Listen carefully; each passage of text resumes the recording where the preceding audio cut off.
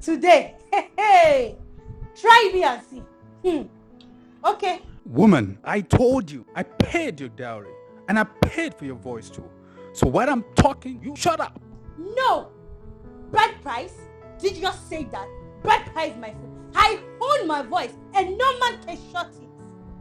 I am the man in this house and I own everything. Oh, did I just hear you say man? Man? Look at you. Are you a man or a lion? See the way you are rounding. Even God is a lion of the tribe of Judah. Oh, I if will that show is you this house. God is lion of tribe of Judah, you are a lion. I am an elephant and I will show you. Don't see me a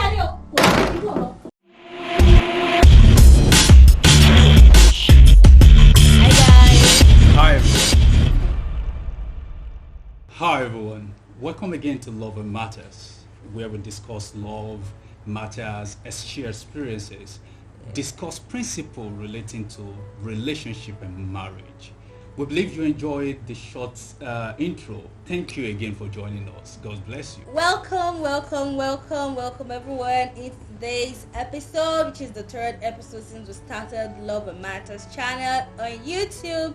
Thank you everyone for always following our episode. Yeah, today, like I said earlier, is the third episode, and since we started the principles of a successful marriage, and today, yes, we'll be discussing positioning in marriage, the role of the wife, the role of the husband, the role of the children.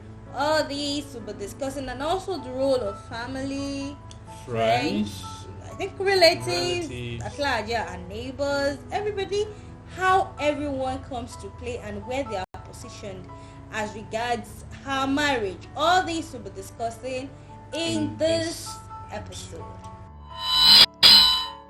Well, welcome back. Who take the leadership role in the home? The wife, the husband? Who? What's your choice? You know, marriage is not like a political realm where you choose a leader today and tomorrow you impeach that leader and elect another one. You know, it's a lifetime. We are not in US. It's a lifetime thing. So we need to walk by the principle of marriage. But for me, I would say they both have responsibility to take. They are both in charge of the smooth running of the home, just like you have the president of a country and the vice president. Their job is to ensure the smooth running of the country. You have a pilot and a co-pilot.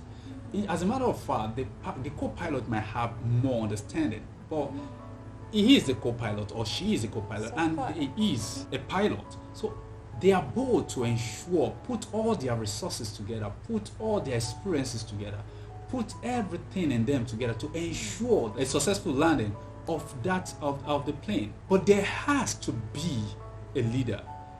There has to be someone who leads the team. And that is the position God has placed man from the beginning of age. The man will be the head of the woman, will lead the home. And I think there shouldn't be any controversy over that. It has been like even I look at different countries of the world, I look at different culture, you look at everything. It's not about being a Christian, it's not about any religion, it's not just about culture. It seems to be a thing, a natural thing that is being practiced all over the world. Even in primitive area where civilization has never gotten to, you see man leading. So it's not about Christianity or whatever. The man is the head and it should ensure to be the head in the sense of making sure of the smooth running of the home, not allowing any lapses, not allowing the enemy to take charge or to hijack the wheel of the home from his hand. Just like the example we saw online the other day, where someone was talking about keeping malice in homes. Someone dropped a comment that her husband Has PhD in keeping malice. Just imagine, husband having PhD in keeping malice. The devil to take over the wheel from me. The devil has already taken over. If the leader is already keeping malice. Then a particular man said, no, the devil has failed in this aspect. You will not run my home for me because I am in charge. That is the man who knows his position. Your wife is your wife. You are the husband. You are the head. No matter what is going on, you should be the one you should be mature emotionally. In charge. You should be able to accept excesses. Be in charge. Yeah, just like the Bible said that in the book of Ephesians, that it said that the man is the head of the home, just as Christ is the head of the church. Yeah, the man is the head, and at no point should we feel like, yes, we are equal partners, so then I can be the leader too, so let the man just shut up, let him keep quiet while I run things. No, at no point would you see a co-pilot stand from his own seat and take over from the pilot. Ask the pilot to, keep short, man, because I know more than you, or I know as much as you know, so you keep quiet, take over. I want to take on the journey. No, you know enough to support, right? Yes. You know enough to support the leader. So that is what I think that should be the role of a woman, in supporting the leader of that home, who is the man. The man. Yeah. Having established that the man is actually the leader in the home, he takes the lead. There is a place of acceptance too. The Bible makes us to understand that we should accept the authority of the man, accept the authority of your husband. You can find that, if you actually care, you can find it in the book of 1 Peter chapter 3 verse 1.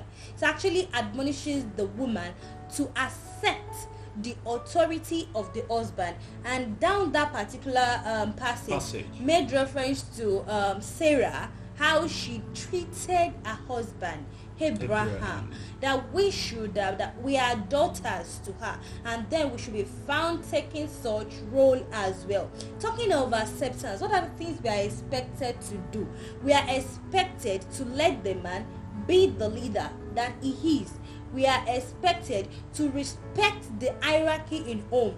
Just like many of us, it's so funny that we so much treat our boss like God in the office, but when we get home, we treat our husband like he's nobody.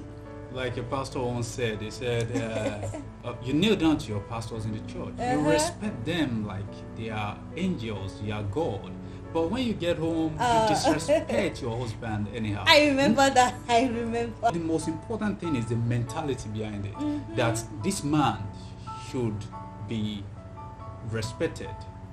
In fact, to me, I don't feel there's anything even wrong in it. The Bible says you should respect your husband. He is the head. You kneel to God. Yes. Likewise, I see no big deal. If you feel like kneeling to your husband, oh yes, you can. But nobody is saying you turn into habit. You know, there's some family that even if the husband wants to eat, the woman remains on her knees while the husband finishes the food. No, that is not what we are saying. We're not saying slavery. But there's a level of respect. You can kneel to your pastor like 1,000,001 times before you leave the church, and to just kneel to your husband to say probably a good morning or a thank you. You know, it's a big deal. I'm not saying yes, it happens practically in our family every day where we get to kneel to greet her, like where I get to kneel to greet him every morning. No. But there are times you have to do it, or you feel like doing it. He's the head. You need to respect him. Another thing I think we should talk about is competition in homes. Me, I don't understand. First, second. Like seriously. You know, you see a situation where a man is saying, my wife cannot be richer than me. And I always be like, you guys claim to be one. You are one, you've agreed to be together.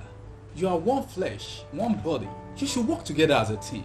And as a team leader, you are to ensure the full maximization of the potential of your subordinate or your team. You are a team leader in the home.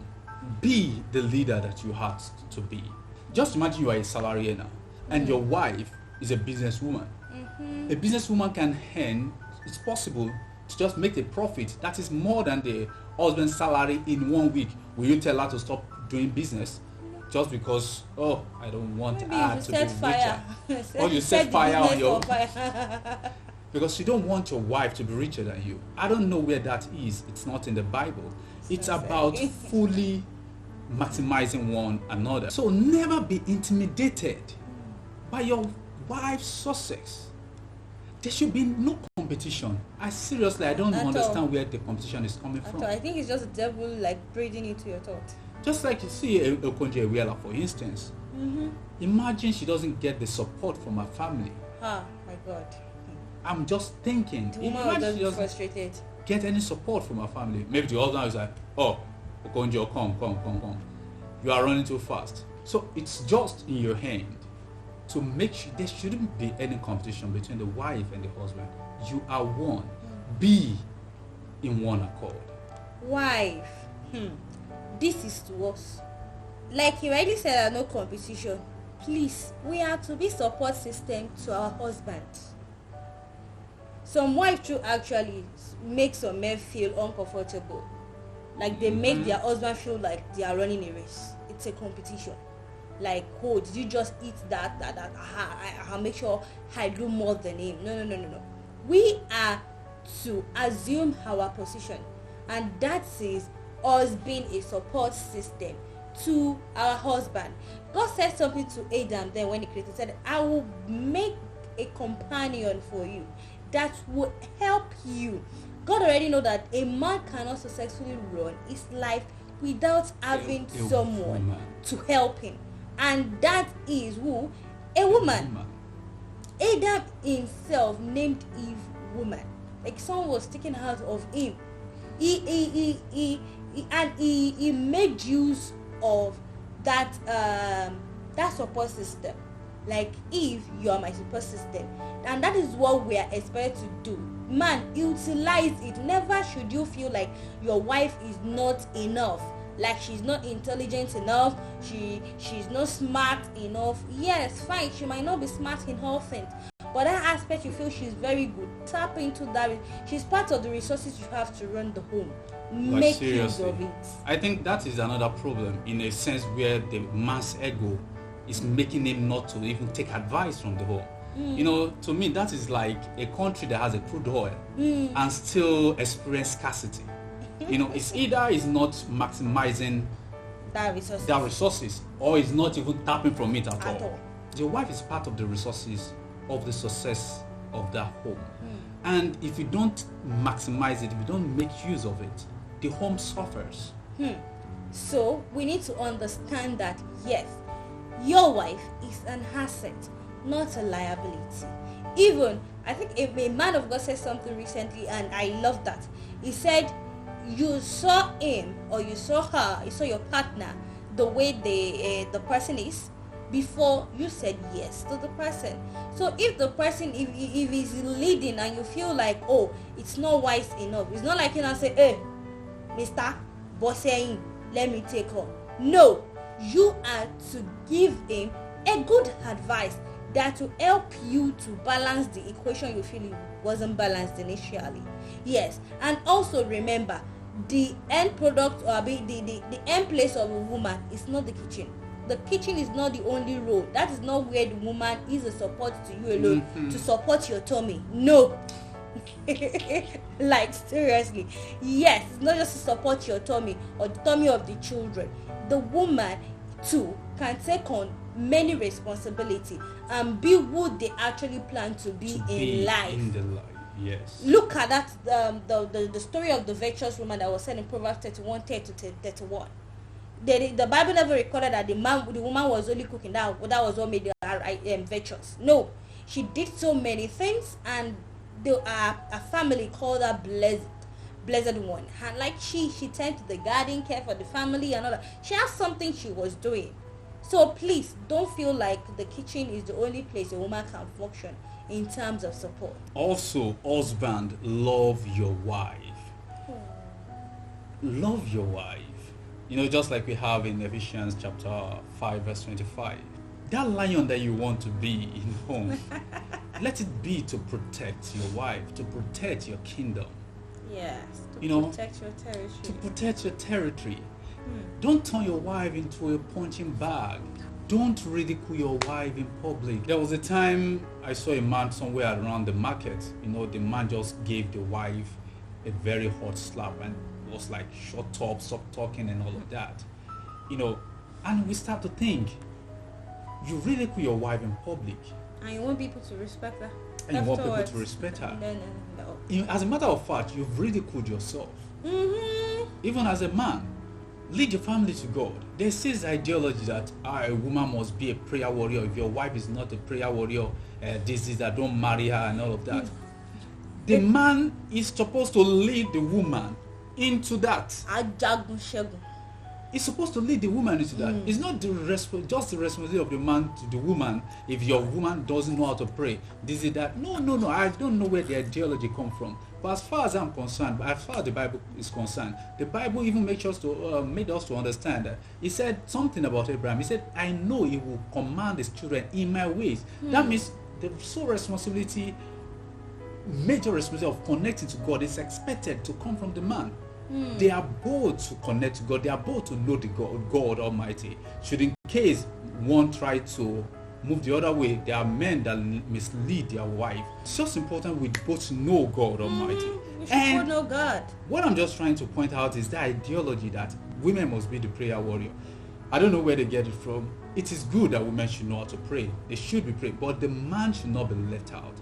The man is expected to know God first. That is when the love of God will flow through your heart to your wife, to your children. And I think that informs the bottom line of every family. You know, every family should have a bottom line on which they operate. Or, you know, for a family who has vision, which their vision is not television, you would know that you should have reasonable bottom line.